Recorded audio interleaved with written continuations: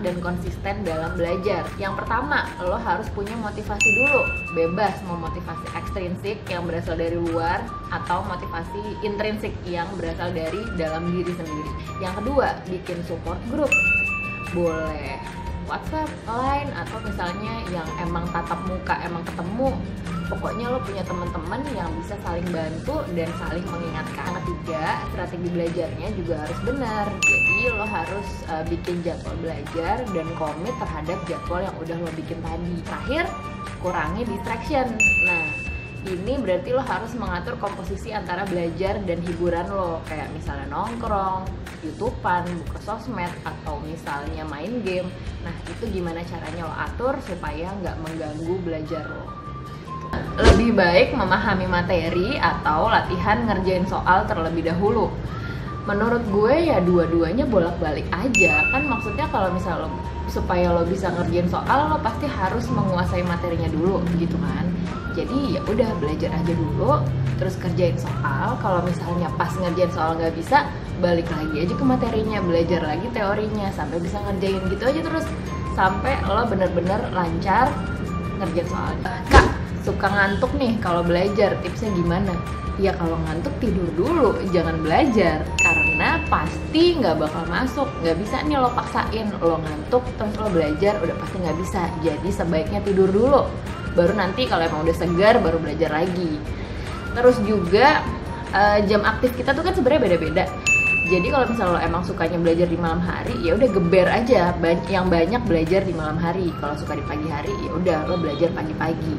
Abis itu jangan lupa juga olahraga, ini juga penting supaya badan lo nggak lemas. Terus satu lagi menurut gue, kalau misalnya lo emang lagi niat mau belajar, makannya jangan banyak-banyak. Kalau mulai belajar sekarang, apa udah telat?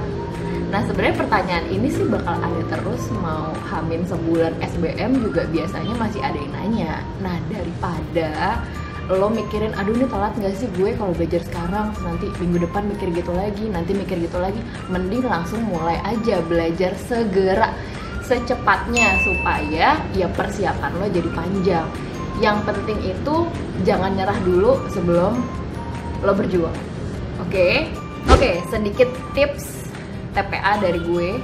Yang pertama, kalau belajar TPA usahain dari konsepnya dulu, karena banyak yang ngerjain soal jadi langsung nyemplung ke soal tanpa belajar kayak logika dasarnya dulu. Menurut gue sebaiknya kalau TPA lo dari konsepnya dulu baru lo nyemplung ke soal. Yang kedua, yang penting banget itu adalah latihan soal sebanyak-banyaknya.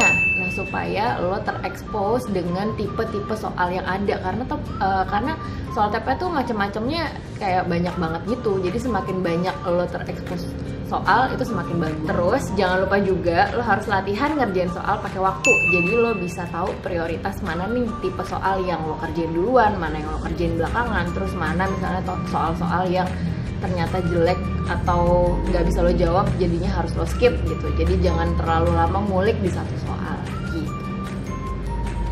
Kak, gimana sih caranya supaya nggak khawatir menghadapi SBMPTN? Nah berarti ini kan mental lo nih, gimana cara ngelatihnya? Nah salah satunya menurut gue itu adalah dengan mengikuti TO bersama dan simulasi.